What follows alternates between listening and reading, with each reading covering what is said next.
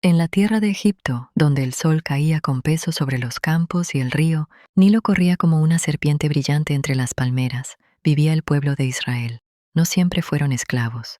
Hubo un tiempo en que llegaron como huéspedes, como una familia que buscaba refugio del hambre. José, el soñador, había abierto las puertas de aquella nación poderosa, y gracias a él, los hijos de Jacob hallaron pan y descanso. Pero los años pasaron, las generaciones se durmieron en la tierra, y Egipto olvidó.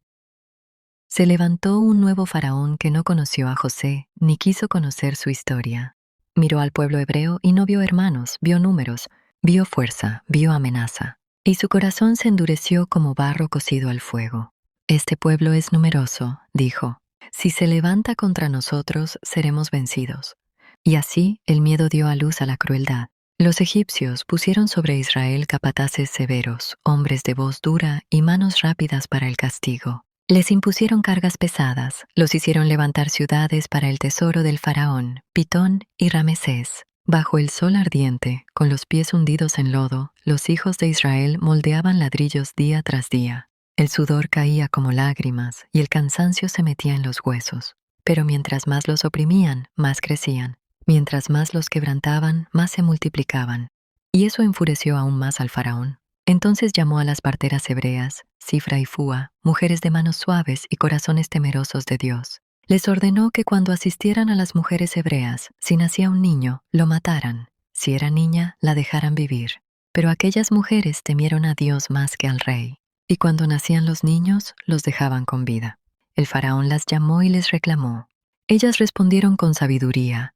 Las mujeres hebreas no son como las egipcias, dan a luz antes de que la partera llegue.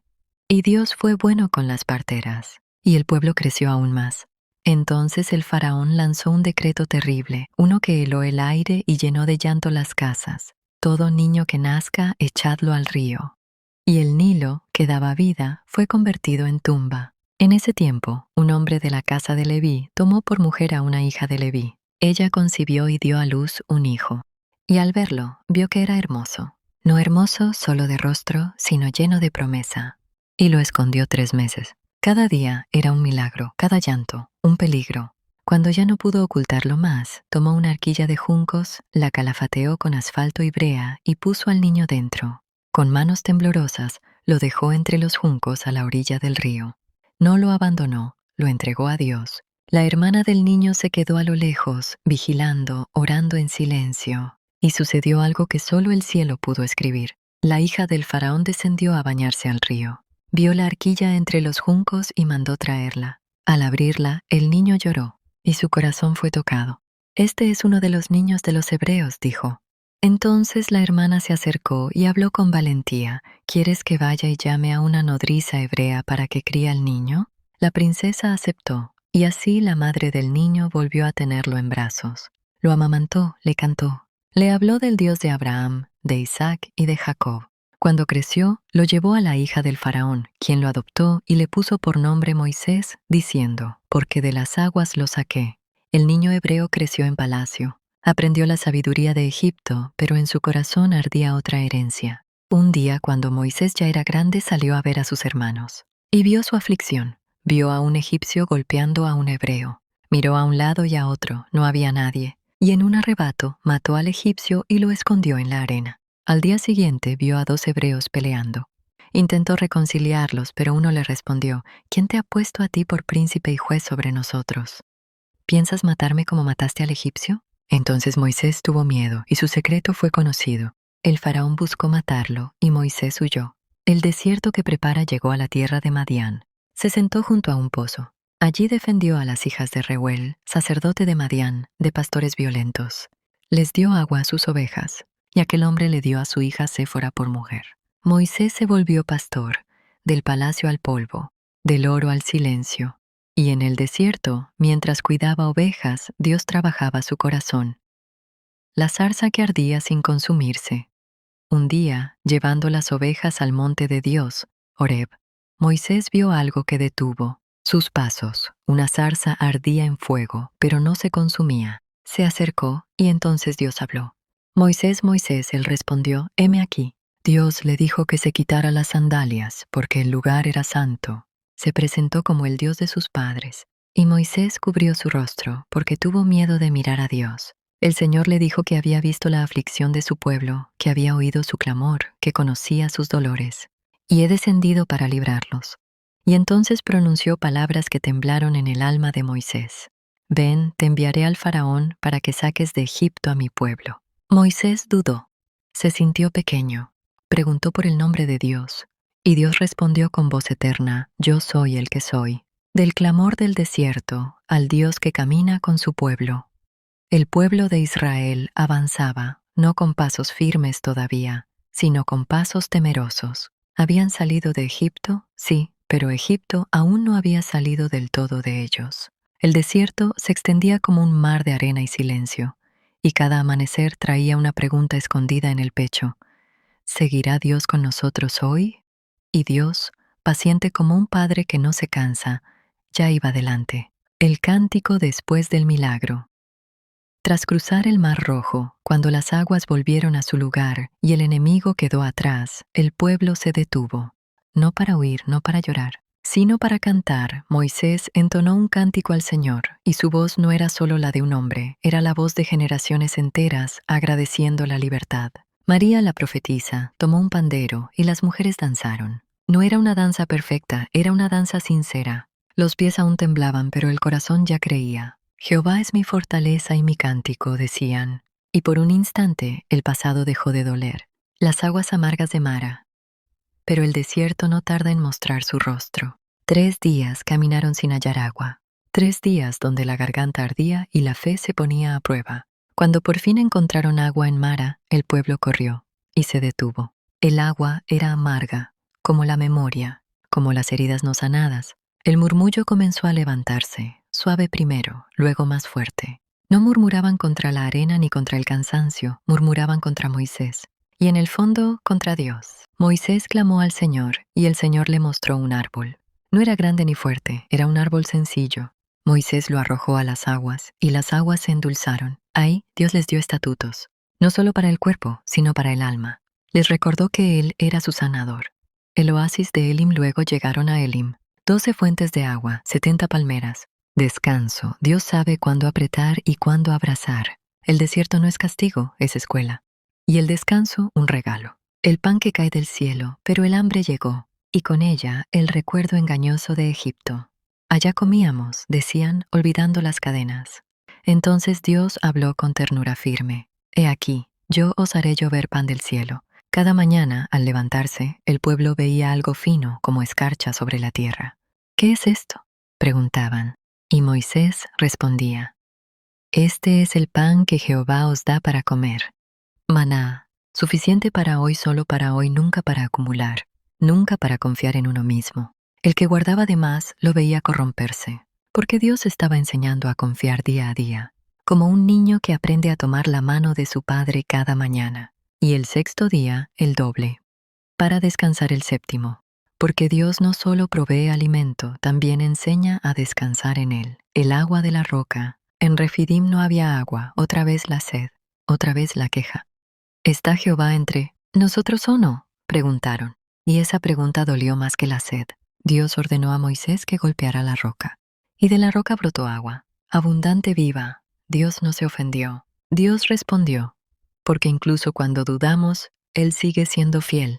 La primera batalla entonces vino a Amalec, el enemigo inesperado. Josué peleaba en el valle mientras Moisés subía al monte. Cuando Moisés alzaba sus manos, Israel vencía. Cuando las bajaba, el enemigo avanzaba. Así aprendieron que la victoria no venía de la espada, sino de la intercesión. Aarón y Hur sostuvieron las manos de Moisés, y así juntos vencieron. El consejo de Jetro, suegro de Moisés, observó el cansancio del líder. Moisés juzgaba al pueblo desde la mañana hasta la noche. No está bien lo que haces, le dijo con sabiduría. Te desgastarás. Le enseñó a delegar, a confiar en otros, porque incluso los llamados por Dios necesitan ayuda. El monte que tembló llegaron al Sinaí. El monte se cubrió de humo, truenos, relámpagos. El pueblo tembló, Dios descendió, no para destruir, sino para hablar. Y allí Dios estableció su pacto. Un pueblo esclavo estaba aprendiendo a ser nación. Un corazón temeroso estaba aprendiendo a obedecer. Cuando el corazón se impacienta, Pero Dios no se rinde. El monte Sinaí seguía envuelto en nube.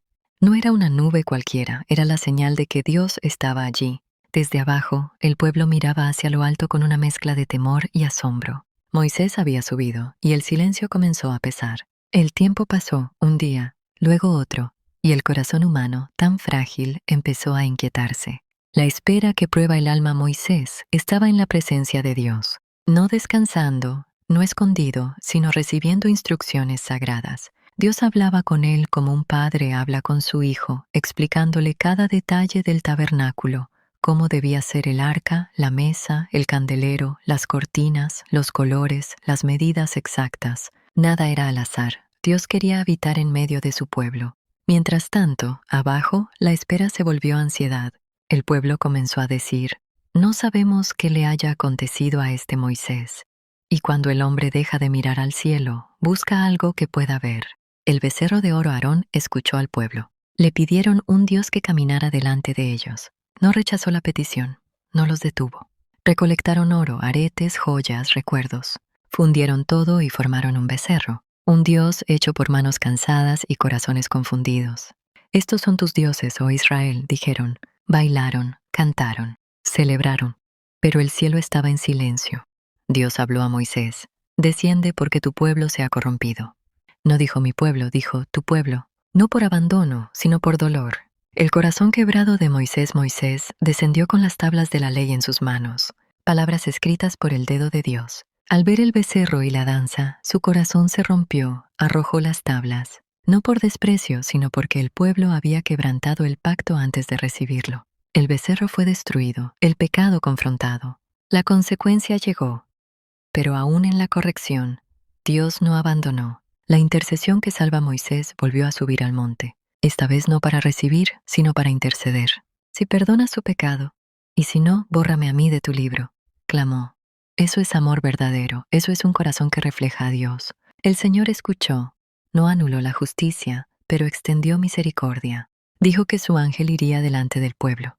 Pero Moisés respondió algo profundo. «Si tu presencia no ha de ir conmigo, no nos saques de aquí». No quería solo promesas, quería a Dios mismo. El Dios que se deja conocer Moisés pidió ver la gloria de Dios, y Dios respondió con ternura firme, «No podrás ver mi rostro, pero te pondré en una hendidura de la peña». Pasó el Señor delante de él proclamando su nombre, «Jehová, Jehová, fuerte, misericordioso y piadoso, tardo para la ira y grande en misericordia y verdad». Ese es el corazón de Dios. Ayer, hoy, siempre. El pacto renovado, Dios mandó a Moisés tallar nuevas tablas, no porque las primeras no sirvieran, sino porque el pacto no había terminado. Cuando Moisés descendió otra vez del monte, su rostro resplandecía. Había estado tanto tiempo con Dios que la gloria se le quedó impregnada. El pueblo tenía miedo de mirarlo, y Moisés cubría su rostro con un velo, porque la presencia de Dios transforma. El tabernáculo, Dios en medio de ellos, entonces comenzó la construcción del tabernáculo. Cada tela, cada anillo, cada estaca era hecha con cuidado. El pueblo ofrecía voluntariamente, tanto que Moisés tuvo que decirles que ya era suficiente. Dios estaba enseñando algo hermoso. No solo quiere obediencia, quiere un corazón dispuesto. Cuando todo estuvo terminado, la nube cubrió el tabernáculo. La gloria de Jehová lo llenó. Dios había descendido para habitar con ellos. Ya no solo delante, ahora, en medio. La gloria que desciende y el Dios que decide quedarse, el pueblo, ya no era el mismo que había salido corriendo de Egipto. Sus pasos seguían siendo humanos, frágiles, pero algo había cambiado. Ahora sabían que no caminaban solos. El desierto seguía siendo desierto, pero Dios lo había convertido en lugar de encuentro. Cada día, al mirar el tabernáculo, recordaban algo sagrado. El Dios infinito había elegido habitar entre ellos. El trabajo hecho con amor Bezaleel y Aholiab trabajaban con manos pacientes. No era solo arte, era obediencia amorosa. El oro brillaba, no por vanidad, sino porque había sido ofrecido con gratitud. Las telas eran tejidas con cuidado, los colores hablaban de cielo, de pureza, de promesa. El arca del testimonio fue colocada en el lugar santísimo. Dentro, las tablas de la ley, no como carga, sino como guía. El propiciatorio se asentó sobre ella y los querubines extendieron sus alas como si protegieran el pacto. La mesa, el candelero, el altar, todo estaba en su lugar. Nada faltaba, nada sobraba. El aceite, el incienso y la luz constante. El aceite puro de olivas alimentaba. La lámpara no debía apagarse jamás, como la presencia de Dios que no se extingue aunque la noche sea larga. El incienso subía suavemente, no con estruendo, sino con delicadeza.